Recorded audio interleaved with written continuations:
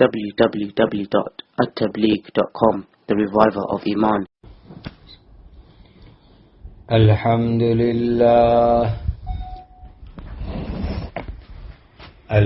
لله الذي هدانا للإسلام وما كنا لنهتدي لولا أن هدانا الله أشهد أن لا إله إلا الله وحده لا شريك له وأشهد أن سيدنا وشفيعنا ومولانا محمدا عبده ورسوله صلوات الله تبارك وتعالى عليه وعلى آله وأصحابه وذرياته وأهل بيته وأهل طاعته وبارك وسلم تسليما كثيرا كثيرا أما بعد فأعوذ بالله من الشيطان الرجيم بسم الله الرحمن الرحيم من المؤمنين رجال صدقوا ما عاهدوا الله عليه فمنهم من قضى نحبه ومنهم من ينتظر وما بدلوا تبديلا صدق الله مولانا العظيم.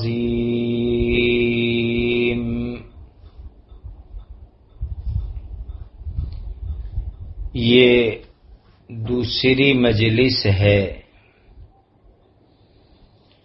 ہندوستان کی آزادی میں مسلمانوں کا کیا کردار رہا ہے، کیا رول رہا ہے. 1857 کی باتیں چل رہی تھی.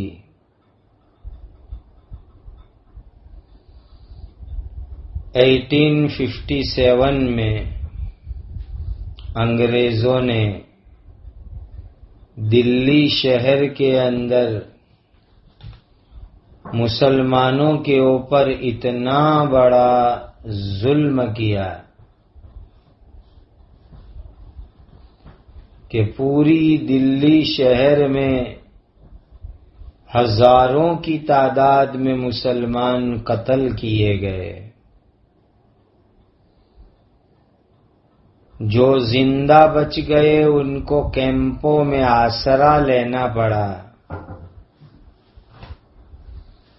ایک انگریز ڈیلیرم پیل لکھتے ہیں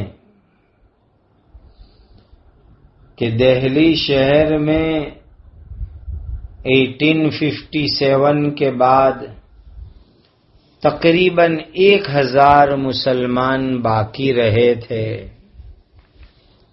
باقی تمام مسلمانوں کو قتل کر دیا گیا. اندازہ لگاؤ کتنی بڑی تعداد کے اندر قتل کیا گیا ہوگا. الہ آباد میں بعض نابالغ معصوم چھوٹے چھوٹے بچوں کو بھی پھانسی کے اوپر لٹکایا. چونکہ یہ بچے کھیل کود میں انگریزوں کے خلاف ایک ریلی انہوں نے نکالی تھی جس میں جھنڈے لہرائے تھے. اس سزا کے اندر معصوم بچوں کو بھی قتل کر دیا گیا، پھانسی کی سزا دے دی گئی۔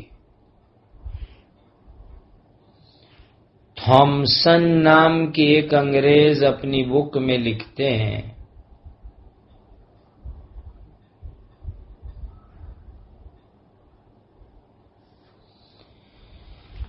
کہ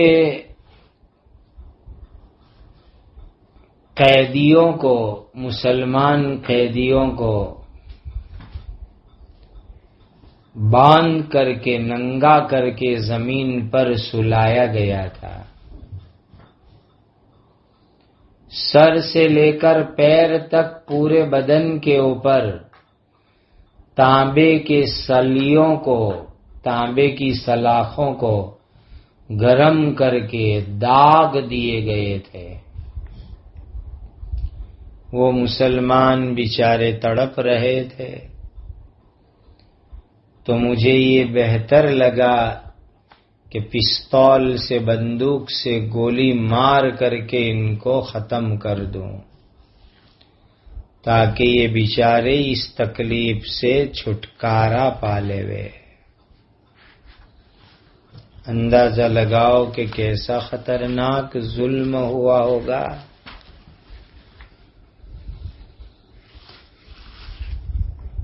اس طرح 1857 کے موقع کے اوپر 50 سے 55 ہزار علماء کرام کو پھانسی کی سزا دی گئی۔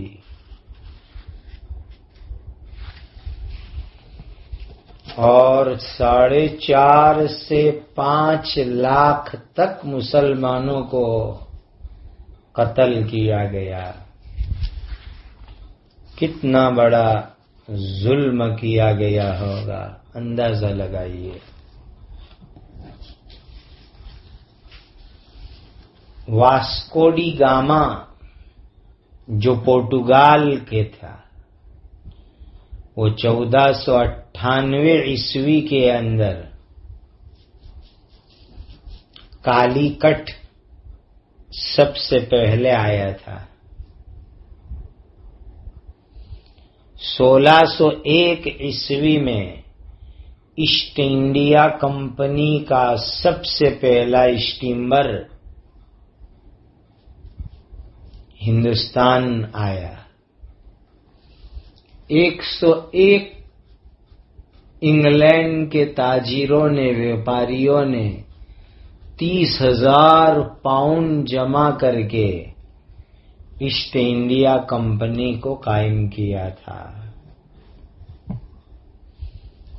1803 عیسوی میں جب انگریز دلی میں داخل ہوئے، حضرت شاہ عبدالعزیز صاحب محدث دہلوی رحمت اللہ علیہ نے باقاعدہ فتویٰ دیا اور انگریزوں کے خلاف لڑنے کے لیے لوگوں کو دعوت دی۔ پھر ریشمی رومال چروڑ چلی، تحریک ریشمی رومال۔ اس تحریک کے نتیجے میں حضرت شیخ الہند یعنی ہندوستان کے بہت بڑے بزرگ، بہت بڑے عالم حضرت مولانا محمود حسن دیوبندی رحمت اللہ علیہ کو انگریزوں نے یورپ کا ایک ملک مالٹا لے جا کر کے قید کیا۔ 3 سال سے زیادہ حضرت کو اور آپ کے ساتھ شیخ الاسلام مولانا سید حسین احمد مدنی رحمت اللہ علیہ کو، مولانا وحید احمد صاحب فیض آبادی رحمت اللہ علیہ، حکیم نصرت حسین صاحب رحمت اللہ علیہ، ان سب لوگوں کو قید کیا گیا۔ حکیم صاحب کا تو وہیں مالٹا میں انتقال ہوا، وہیں ان کی قبر مبارک بنی۔ ابھی ابھی ہماری ایک تازہ کارگزاری کی کتاب آئی ہے، دیکھی ہوئی دنیا 5واں حصہ، جس میں مالٹا کے سفر کی کارگزاری لکھی ہے۔ اس میں آپ کو پوری ڈیٹیل کے ساتھ پڑھنے کو ملے گا۔ آپ اس کتاب کو پڑھیے کہ حضرت شیخ الہند رحمت اللہ علیہ نے انگریزوں کو ملک سے بھگانے کے لیے 40 سال تک خفیہ چھپی ہوئی تیاریاں کی، اور پھر آپ کو جیل کی سزا بھگتنی پڑی۔ دارالعلوم دیوبند کے آپ پہلے اسٹوڈنٹ ہیں۔ آپ نے جو یہ ریشمی رومال موومنٹ چلائی تھی، بھارت سرکار نے اس کی یاد میں 5 روپے کی پوسٹل ٹکٹ بھی بار پاڑی ہے۔ حضرت مولانا سید حسین احمد مدنی رحمت اللہ علیہ پر بھی 5 روپے کا ٹکٹ ہماری گورنمنٹ نے جو ہے بار پاڑا ہے۔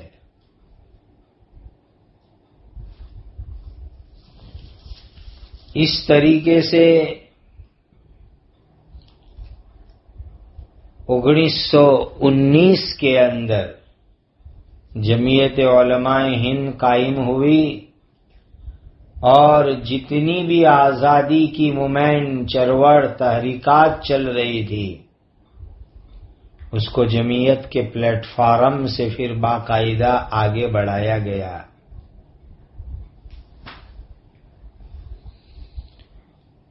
1920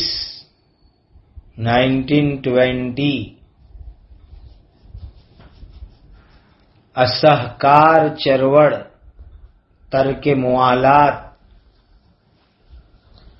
اس میں 925 علماء کرام نے دستخط کر کے ایک فتویٰ شائع کیا۔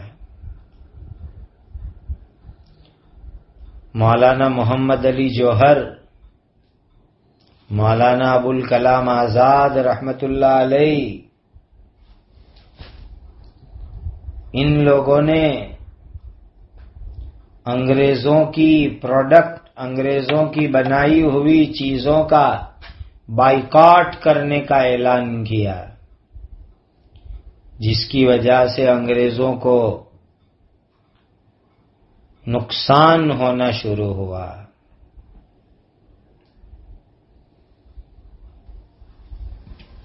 بمبئی میں آج بھی سابو صدیق مسافر خانہ ہے۔ یہ سابو صدیق، ان کی بہت بڑی شوگر فیکٹری تھی، پورے انگلینڈ کے اندر ان کی شوگر ایکسپورٹ ہوتی تھی، لیکن انہوں نے اپنا بزنس کا، کاروبار کا نقصان کیا۔ اتنے بڑے ایکسپورٹر، لیکن اپنے دیش کی محبت کے اندر انہوں نے اپنے بزنس کا نقصان کیا۔ بھگت سنگھ کا نام لیا جاتا ہے۔ ایک وقت وہ تھا کہ بھگت سنگھ کو جب انگریزوں نے پکڑا ہے تو ان کا کیس لڑنے والا کوئی نہیں تھا، کوئی ان کو ساتھ دینے والا نہیں تھا۔ بیرسٹر آصف علی نے بھگت سنگھ کا کیس لڑا، ان کا مقدمہ ہاتھ میں لیا۔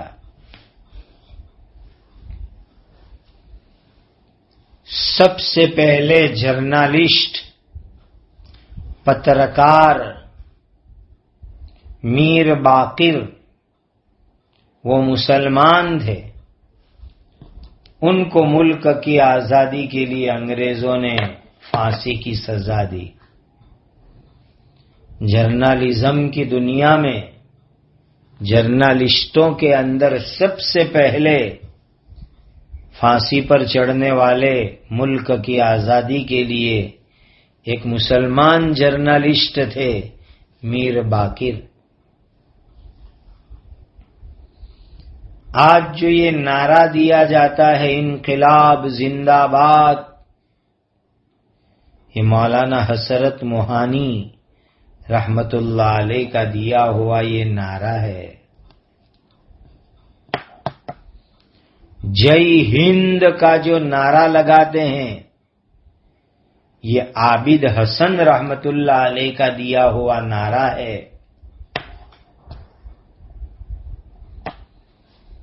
انگریزوں کی جو ایجوکیشن پالیسی تھی، جس کے بارے میں نے آپ کو کل بتلایا تھا، اس ایجوکیشن پالیسی کے ذریعے سے وہ لوگ پورے ملک میں کرسچنالٹی، عیسائی مذہب کو عام کرنا چاہتے تھے۔ حضرت شیخ الہند مولانا محمود حسن دیوبندی رحمت اللہ علیہ نے کرسچنالٹی اور کرسچن سسٹم اور انگریزوں کی ایجوکیشن پالیسی کو توڑنے کے لیے جامعہ ملیہ قائم کیا، اور یہ جامعہ ملیہ دلی کا اسی مقصد سے حضرت نے قائم کیا تھا تاکہ انگریزوں کی ایجوکیشن پالیسی کا مقابلہ کرے۔ انڈمان نکوبار کے اندر سب سے زیادہ قبر مسلمانوں کی ہے۔ مسلمان آزادی کے مجاہدین جن کو انگریزوں نے قید کیا تھا،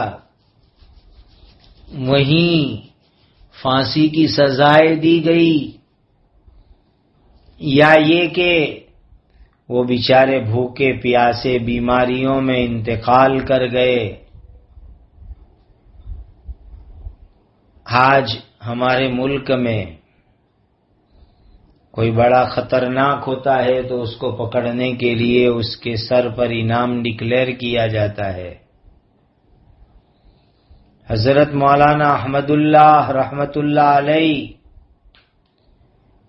ایسے زبردست آزادی کے مجاہد تھے کہ انگریزوں نے اس زمانے میں 50,000 روپے کا انعام ان کے بارے میں ڈکلیئر کیا تھا۔ اس زمانے کے 50,000، آج سے 150 پونے 200 سال پہلے، اندازہ لگاؤ۔ مولانا احمد اللہ کیسے وہ دیش پریمی ہوں گے، وطن کی محبت کیسی ہوگی، انگریزوں کے کیسے کٹر دشمن ہوں گے کہ انگریزوں نے ان کی گرفتاری اور جو ہے پکڑ، ان کی خبر دینے پر 50,000 کا انعام ڈکلیئر کیا تھا۔ آج جلیانوالہ باغ کو لوگ یاد کرتے ہیں کہ امرتسر میں جلیانوالہ باغ میں جنرل ڈائر نے گولیاں چلوائی۔ آپ کو معلوم ہونا چاہیے کہ جلیانوالہ باغ میں مارے جانے والے سب سے زیادہ مسلمان تھے۔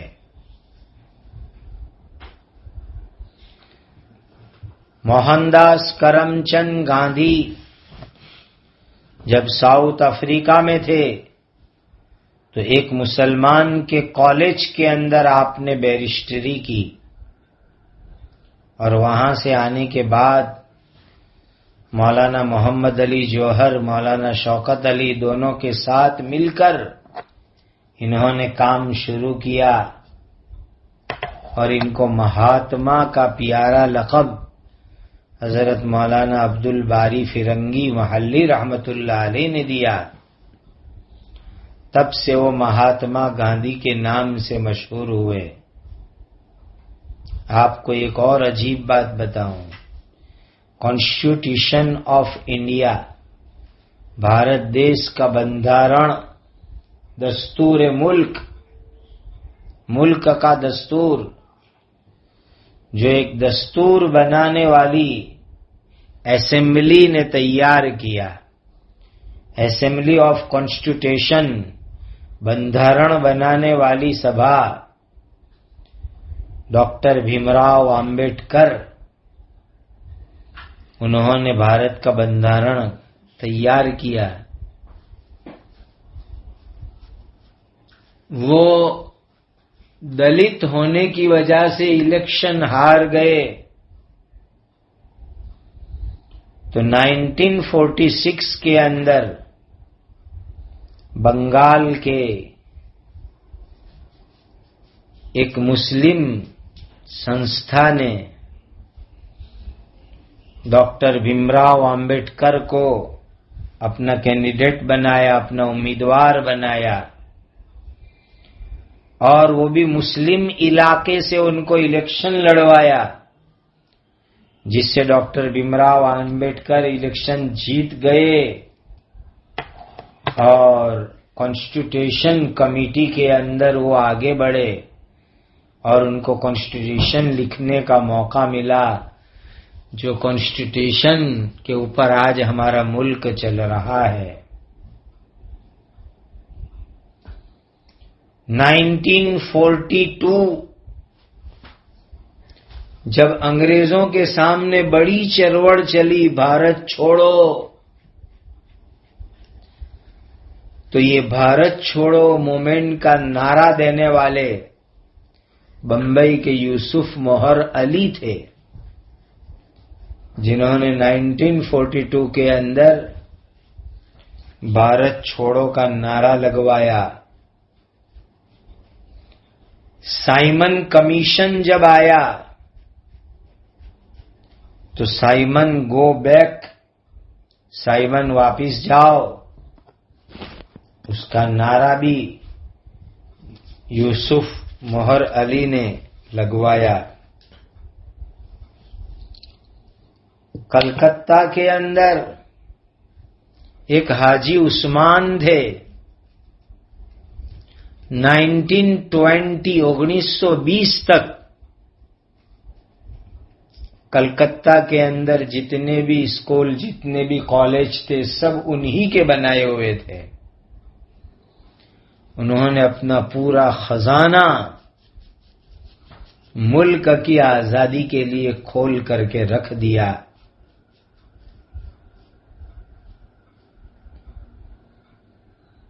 بڑے بڑے مسلمان بزنس مین لوگوں نے، تاجروں نے، ویپاریوں نے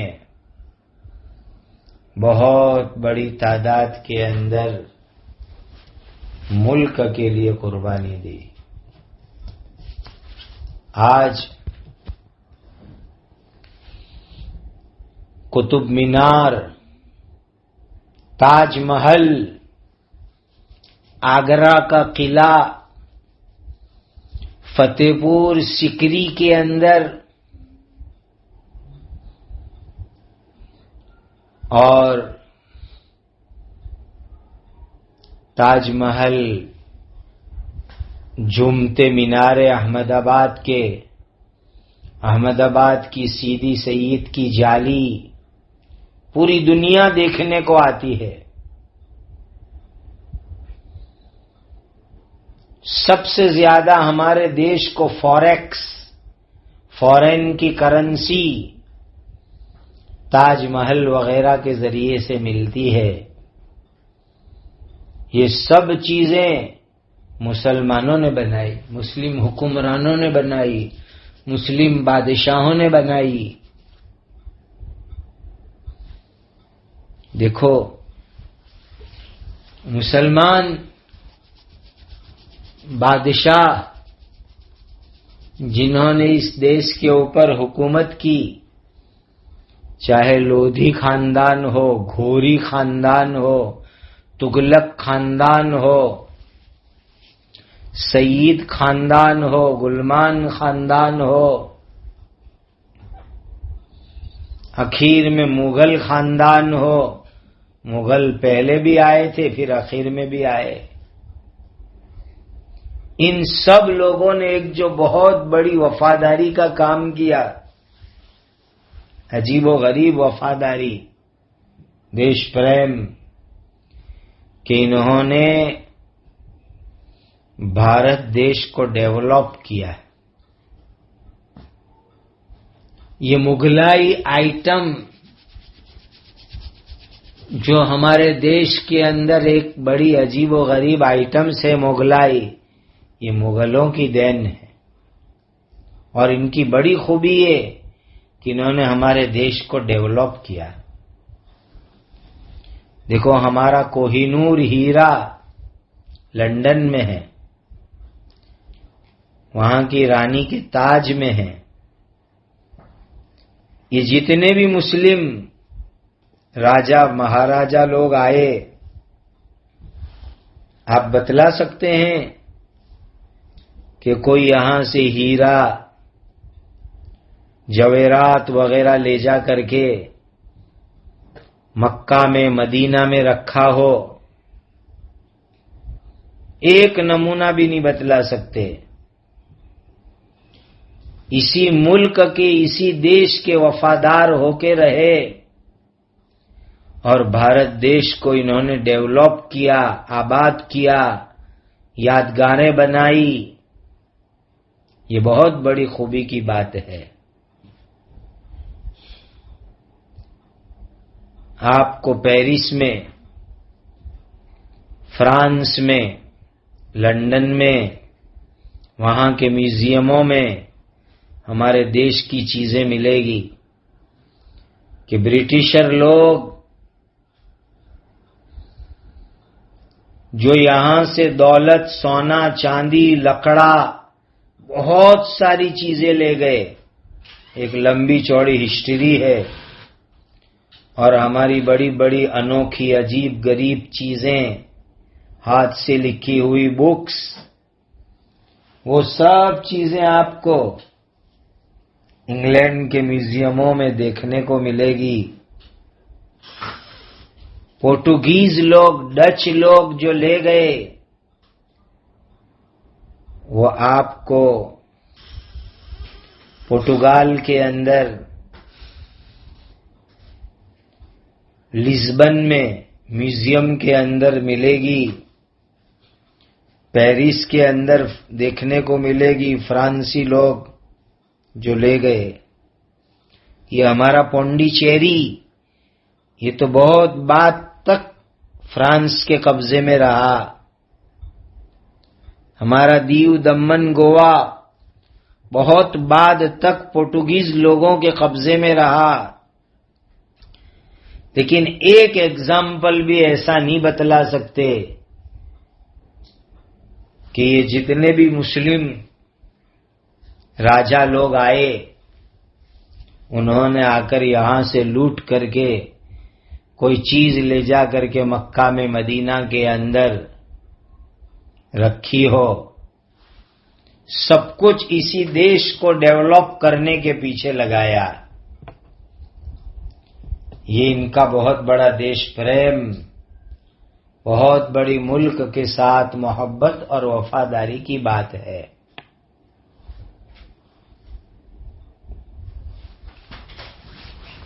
اور 1926 کلکتہ کے اندر جمعیت علماء ہند کا عظیم الشان اجلاس ہو رہا ہے۔ 14 مارچ حضرت علامہ سید سلمان ندوی رحمت اللہ علیہ اس کی پریزیڈنٹ ہے، صدارت کر رہے ہیں۔ مکمل آزادی کا ٹھہراؤ، تجویز وہیں پر پاس کی گئی۔ تو بھارت دیش کی مکمل آزادی کی تجویز 1926 میں جمعیت علماء